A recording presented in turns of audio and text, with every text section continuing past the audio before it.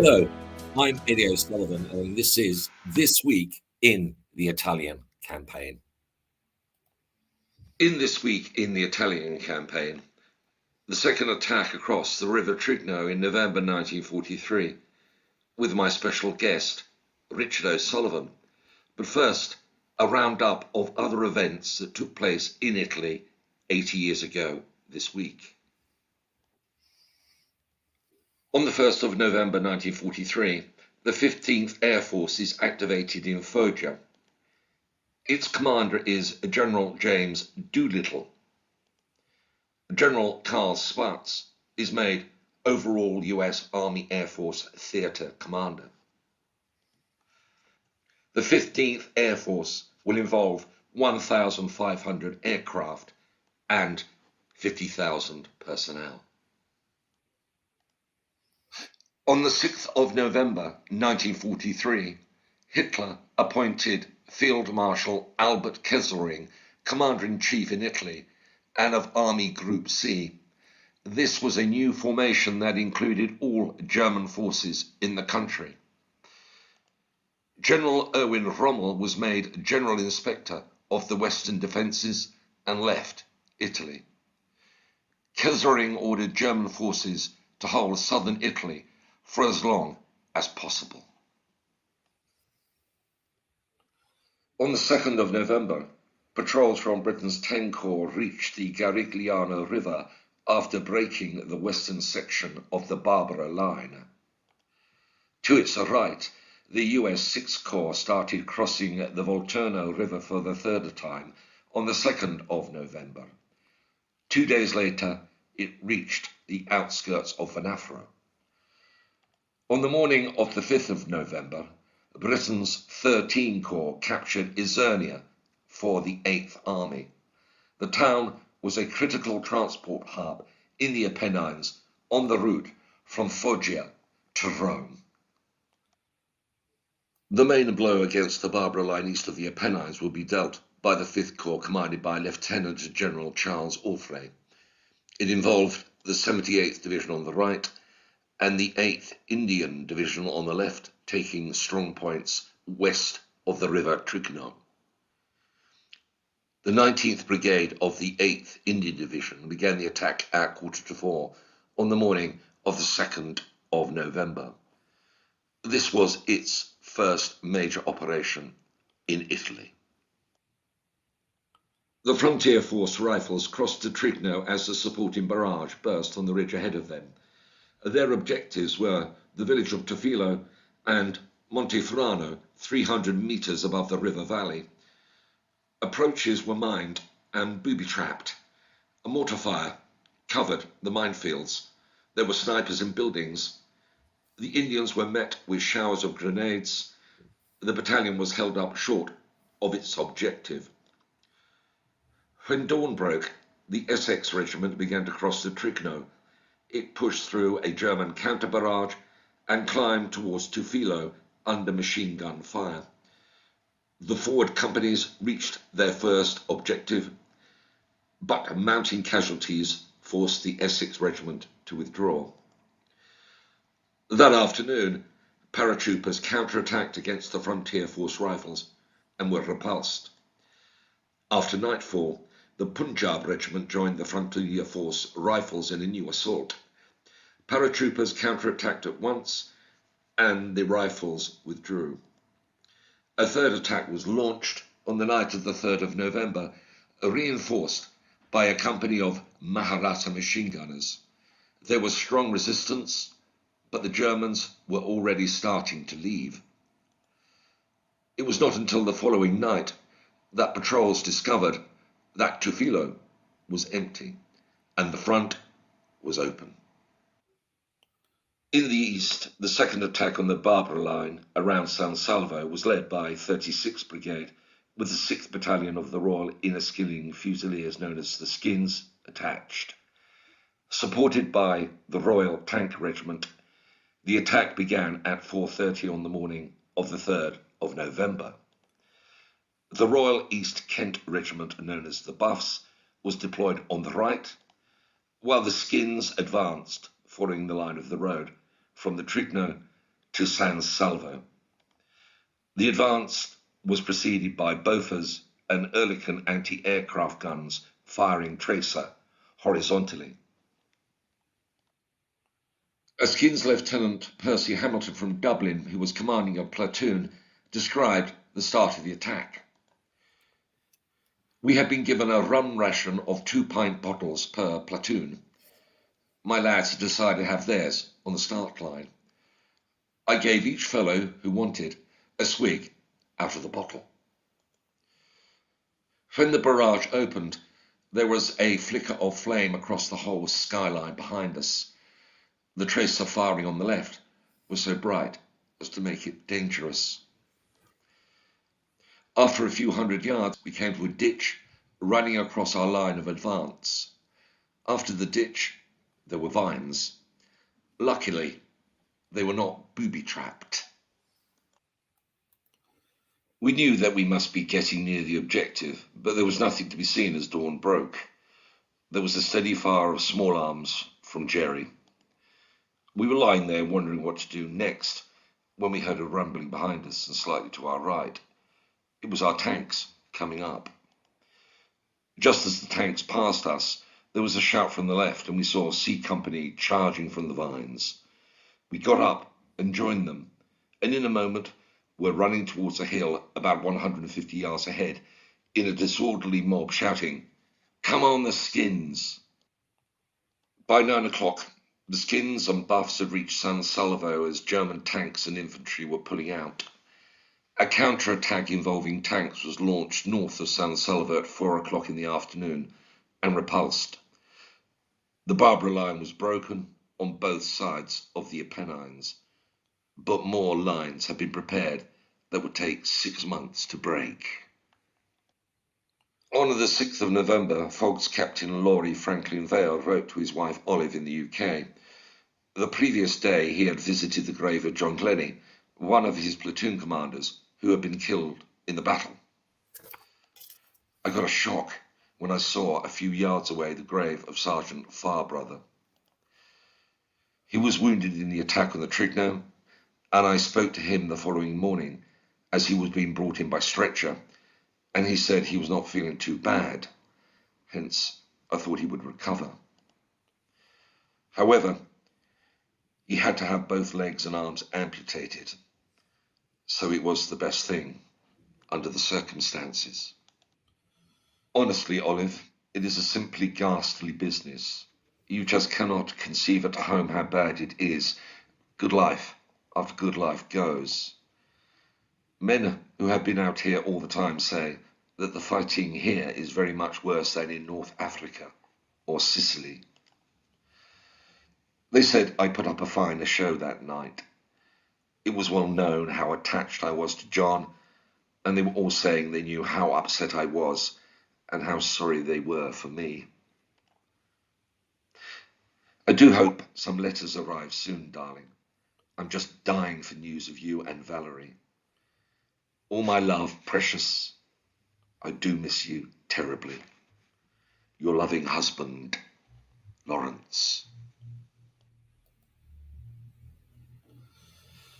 Well, that's the latest episode. That's the second battle of the Trigno, the attack on San Salvo, which was successful. And again, another episode, another installment of the letters that were written at the time by the Fogs captain, Laurie Franklin Vale, to his wife Olive in the United Kingdom. We'll be discussing this stage of the campaign now with my live guest, Richard O'Sullivan. Hello, Richard. Hello. Good. Well, Richard, another moving set of letters.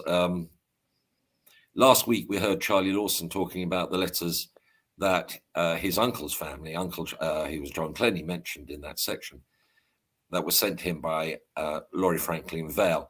That adds something extra, doesn't it, to the collection we've already got, because we had the letters written by Laurie Franklin Vale to Olive, his wife, but we hadn't seen other letters, the ones that Charlie Lawson has, which are directed from Franklin Laurie Vale to John Glennie's family in Northern Ireland.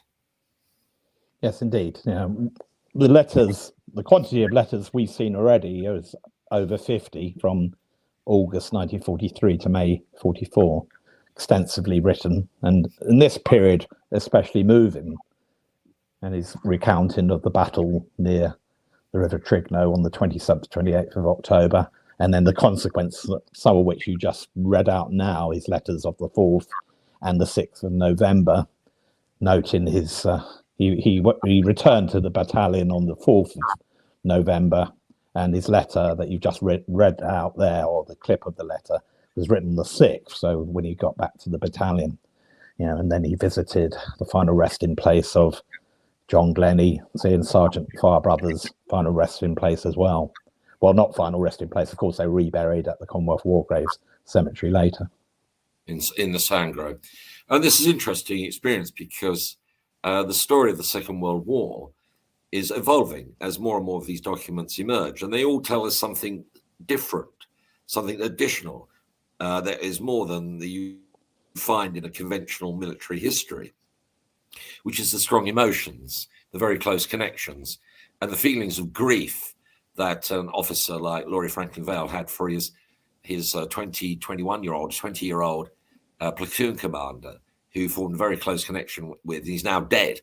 Now, Captain Franklin Laurie Vale has to go back to his commander company and take it back into combat. So it tells us a lot about the extraordinary emotional pressure there were on officers, frontline officers like Laurie Franklin Vale.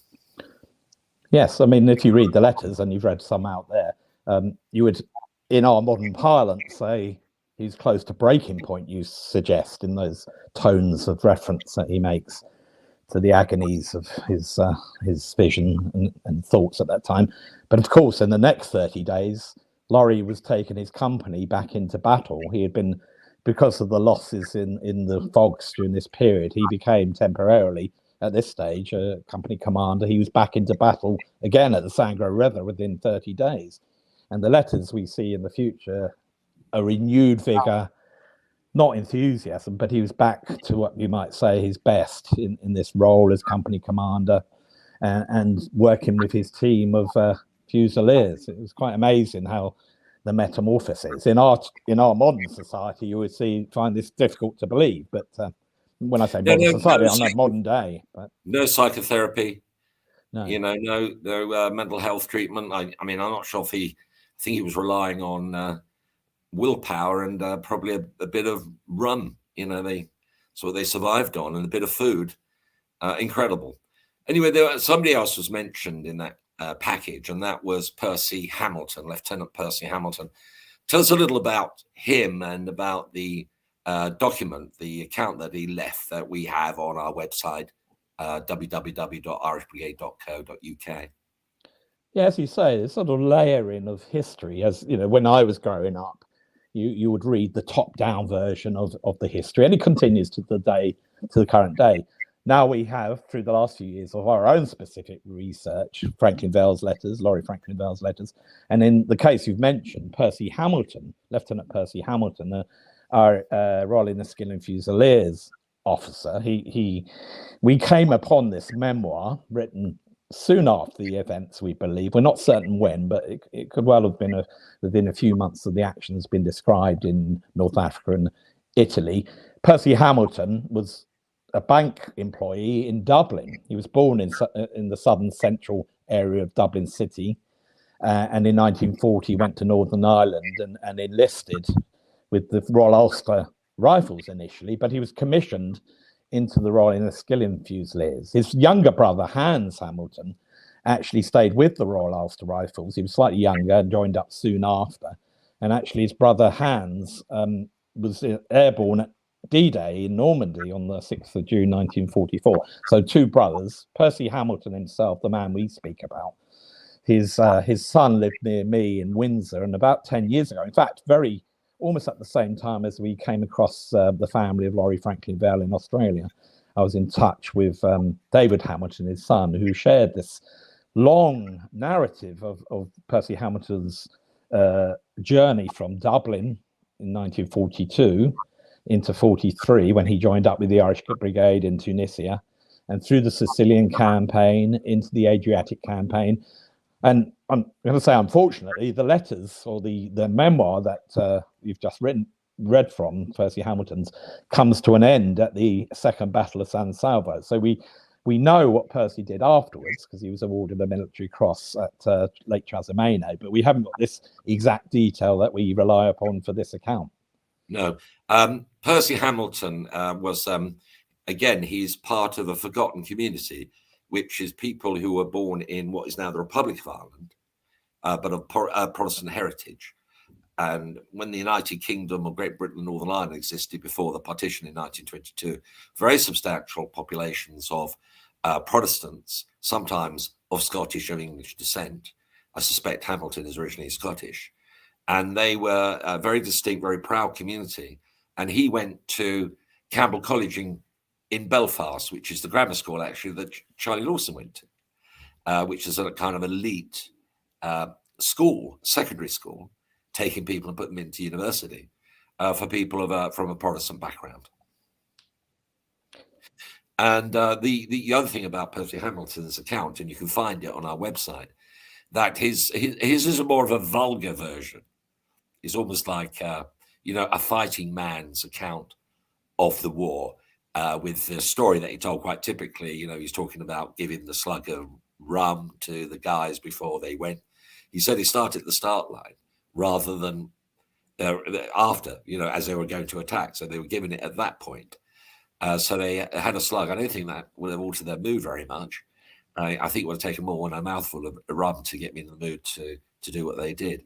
And then when they advanced, they found themselves kind of not really knowing where they were. Their communications weren't good. It was pitch black. There was firing and mortar fire going on. And it was only really when they heard the tanks come up and they heard a shout, they thought, well, let's pile in. And they did. And they charged ahead. And they, as they said, a lot of chance. They weren't in mines, no booby traps. And so he survived this encounter. In fact, the casualties weren't too bad. But some people, the Irish Brigade did lose people, Richard. There's a couple that I think you can talk about. In the second battle, yes, the daytime attack on San Salvo, when the skins were attached to the 36th Brigade, two specific men we know well from our research or review of the Irish Brigade's campaigns in the Second World War. And you mentioned tanks, actually, interestingly, just before I talk about the specific men. There was tank support from 46th Royal Tank Regiment in this second Battle of San Salvo. So that was interesting, a different facet compared to these were Sherman tanks, weren't they? Yeah, they were. They came up the 46th, the previous first attack, which was thwarted at the end of October, as we know, didn't have tank support. That wasn't the reason it failed, but there's other things. But going back to the individuals we've mentioned, one I can mention, Major George Crocker. Unfortunately, he was killed almost on the start line. You said there was relatively low casualties, and that's fair to say, but there were several skins which killed. Major George Crocker, his nickname was Hobo, was leading a company into the attack, and he was killed virtually on the start line by mines. We heard about the terrible mining of the northern bank of the Trigno at the first battle, and that continued to be a problem. You had to follow tapes to make sure you're going into battle. George Hobo Crocker, of course, if you're au fait on the subject of the Irish Brigade's journey, was awarded the Military Cross for the rather remarkable ascension into the town, or the hilltop town of Centuripe, on the 2nd of August in Sicily, 2nd of August 1943. So he got through that and was wounded at Centuripe, came back to the skins in time for the Termoli landing in early October, and then made it one more month before he was killed at San Salvo during this period on the 3rd of November. But what do we know about Crocker? What was his background? Do you know where he came from? The only really through the Commonwealth war graves, we've got photographs, and I can't remember how I got the photograph, but it was a kind of, I think it's from the Skins history. It was a very nice photograph of him in his uniform. His family were from Surrey. That was the family mentioned in the Commonwealth war graves roll of honour. It doesn't mention, actually, I don't think, you might know more than me at this point, whether he was married, so not quite sure about that element. So we know a little bit, but not that much. But he had a distinguished pre-war regular, clearly, and was a distinguished leader of men in Sicily, for example. So that's one as a major. These are very senior company commanders. These are very senior, experienced people, and they've been knocked off like this. You know, every engagement they were losing one or two, it seemed. And that created obviously a challenge because you had to promote people with much less experience into leadership positions. Anybody else that we can talk about from this second battle? The second battle, yes. The other notable character, and again, the senior man involved, was Lieutenant Basil Hewitt. He's mentioned that throughout Percy Hamilton's narrative from Tunisia into Sicily and Italy, a friend of Percy Hamilton. Lieutenant Basil Hewitt was killed. He took over the leadership of A Company from Hobo Crockett after he was downed in that first stage of the battle, took them into the town of San Salvo. But Basil himself was then killed. And in addition to Hobo Crocker at Centuripe, Basil Hewitt himself, had been awarded a military cross for that attack in Sicily. So a second notable character from Sicilian campaign now was falling in action 3 months later. Well, the effect this has is really very powerful because the less experienced people, whether they are officers or they aren't officers, they will always look to the people who've been through battle and who have survived. There's a sort of, it gives you hope if you see someone who's a major or several battles and they're through it, and they start going, particularly if they're decorated, tremendous blow to morale. Now, Basil Hewitt, he was son of a vicar, I believe. Yes, again, we got a really nice, he was quite young. He was 23, I think. And it's a very nice photograph we got in his cities. And again, I can't remember how I got hold of that.